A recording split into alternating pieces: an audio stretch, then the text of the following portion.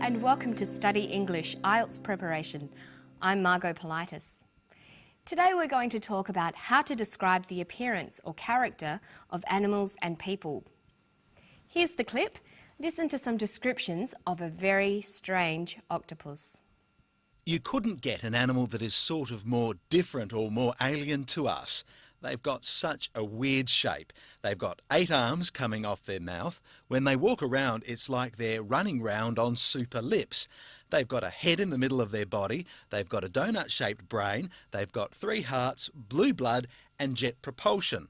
And they've got a bag on the back that they stick all the body bits in. So octopuses have weird forms, and they have lots of really unusual behaviours as well, like high speeds and camouflaging. I think the reason that octopuses have ended up having such weird forms and all these different sorts of behaviours is because they're a really good meal. They have no bones, no armour, no poison and no spines. They're popular prey, so they have to be very fast and clever at squeezing through tiny holes and really good at hiding from animals that want to eat them. So having to get away from their predators in the sea has made them evolve into amazing creatures. So they certainly are very strange creatures. Let's begin today by talking about how we order descriptions. When you write something down, you will have already thought about what you want to say. The next step is to decide how you want to structure your description. Today's description of an octopus starts with an interesting statement telling us how strange and unusual the octopus is compared to humans. This is to attract the attention of the reader or the listener. Let's listen. You couldn't get an animal that is sort of more different or more alien to us. They've got such a weird shape. Then the description focuses on the appearance of octopuses, the way they look. They have a weird shape. Which of the octopus's characteristics is described next? So octopuses have weird forms, and they have lots of really unusual behaviours as well, like high speeds and camouflaging. He talks about the behaviours of the octopus. So he begins by talking about the way an octopus looks, and then he talks about its behaviours, the way it acts. There are many other headings we could use to organise a description of something. For example, if you want to describe a person, you might think about their age, height, hair, eyes, face, skin, or other features. For example, how would you describe this person? She has brown hair and brown eyes. Her face is long and narrow. Her skin is tanned.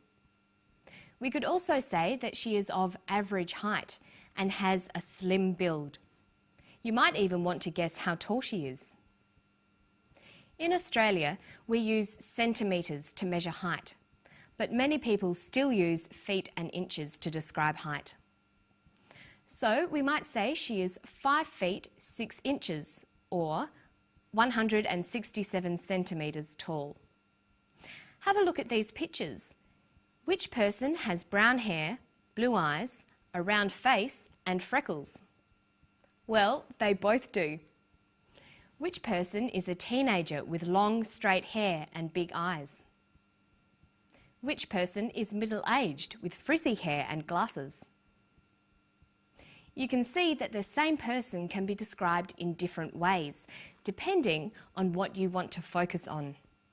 The more vocabulary you know, the better your descriptions will be. Now, listen for another way of describing a person or animal. They've got a head in the middle of their body, they've got a donut-shaped brain, they've got 3 hearts, blue blood and jet propulsion.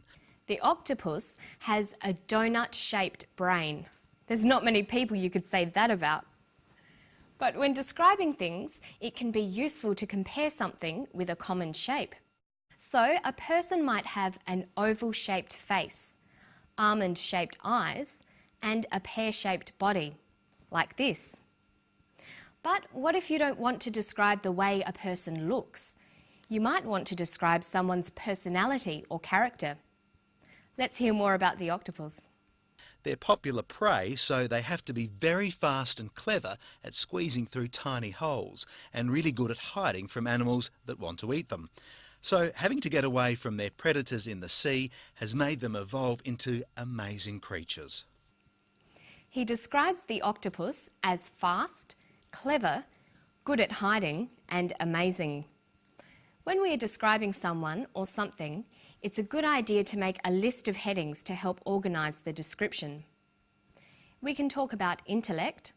A person might be clever, wise, bright, smart, foolish, or even stupid. We can also talk about a person's attitudes towards life. We could say a person is sensible, introverted, extroverted, optimistic, or pessimistic. Or we might talk about their attitudes to people. Are they polite, generous and kind, or are they impolite, greedy and mean? And we can describe someone's behaviour too. Are they positive, interesting and confident? Or are they negative, boring and shy? When learning to describe people, it's a good idea to be familiar with opposites like these. This will help you build your vocabulary very quickly. Do you know the opposites of these words? Cruel, extroverted, courteous, generous, bright. The opposites are kind, introverted, rude, selfish, and stupid. Sometimes it sounds better to use one of the more positive words to describe someone. Mary was really cruel. You could say, Mary was not very kind. I think Kylie is rude. I think Kylie is not always polite. Now let's work on building up your vocabulary about body parts. We'll begin by listening to the clip again. Listen for words that describe the body parts of the octopus. They've got such a weird shape. They've got 8 arms coming off their mouth. When they walk around, it's like they're running round on super lips. They've got a head in the middle of their body. They've got a donut-shaped brain. They've got 3 hearts, blue blood and jet propulsion.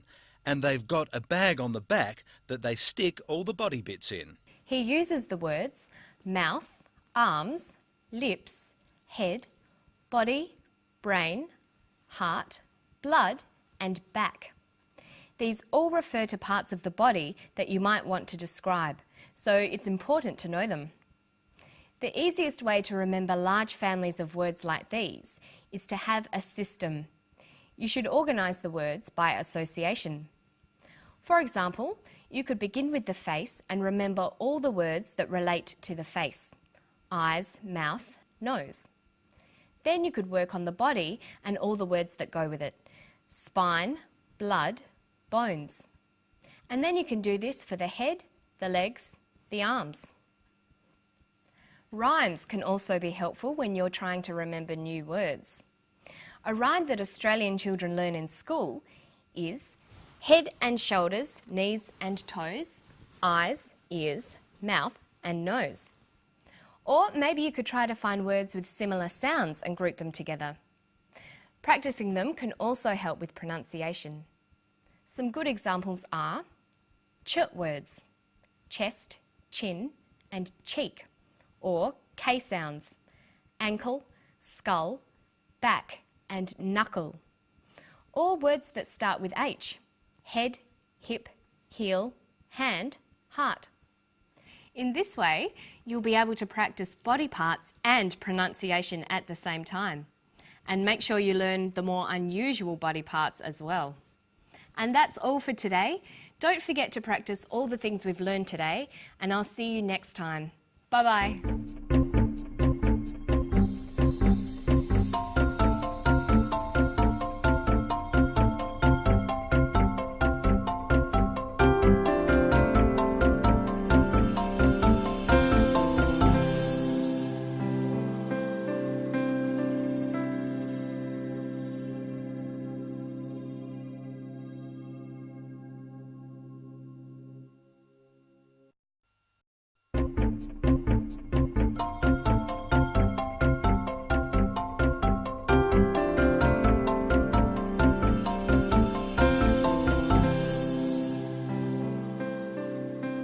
Hello and welcome again to Study English, IELTS Preparation. I'm Margot Politis.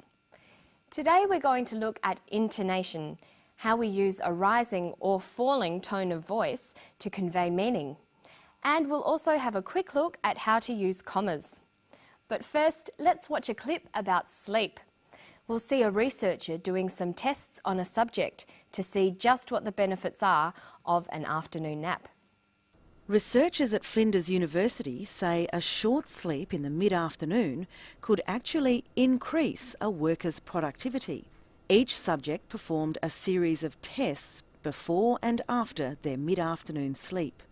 Some subjective tests of alertness, fatigue, vigour, and also some cognitive performance tasks, some which are pencil and paper and some that are done on the computer, and also an objective measure of alertness, which is how long it takes someone to fall asleep. So if it takes them a long time to fall asleep, that would suggest that they're quite alert, and a short time to fall asleep would mean that they're quite sleepy.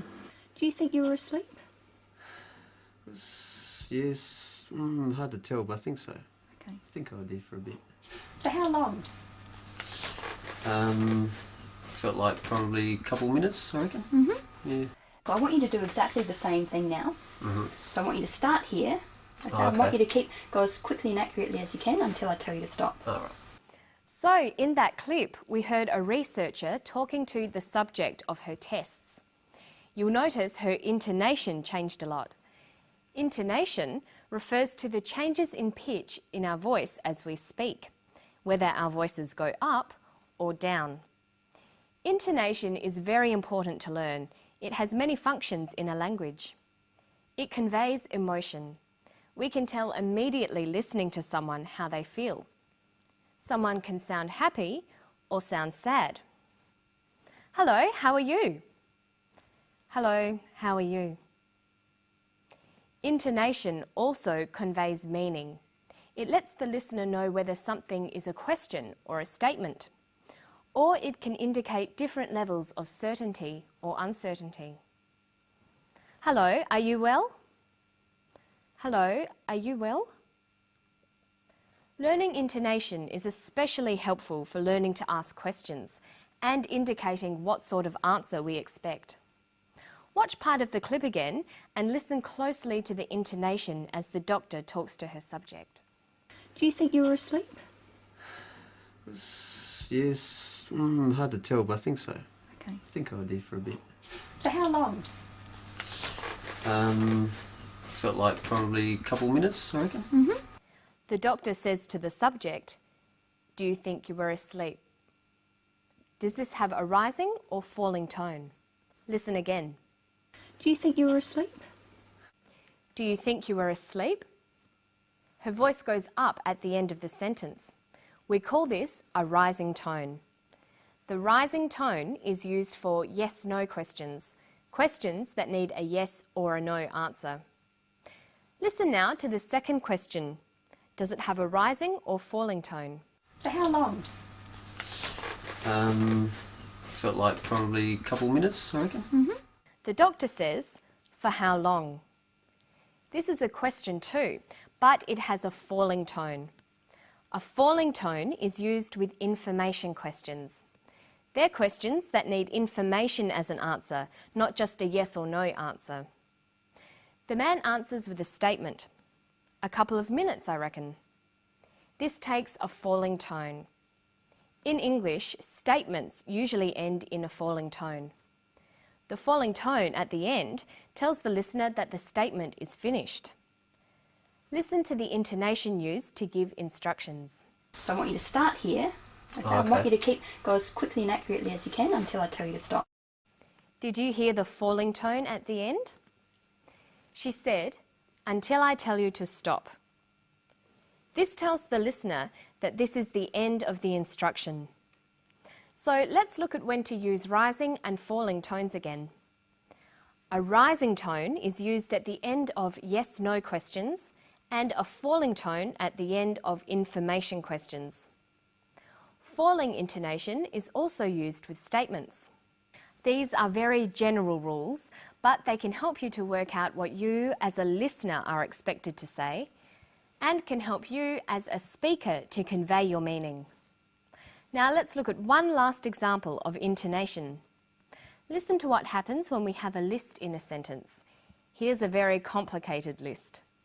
Some subjective tests of alertness, fatigue, vigour, and also some cognitive performance tasks, some which are pencil and paper and some that are done on the computer, and also an objective measure of alertness, which is how long it takes someone to fall asleep. So she uses a variety of intonation. She uses rising and falling tones, and a tone that's neither rising nor falling, just a flat tone for the items in the list. This tells the listener that she hasn't finished her list of tests. And then, for the very last item in the list, how long it takes someone to fall asleep. She uses falling intonation. This is how we know the list is finished. We generally use falling intonation for the last item in a list. So you can see there are some rules for intonation, but of course it varies according to the situation and our attitudes to the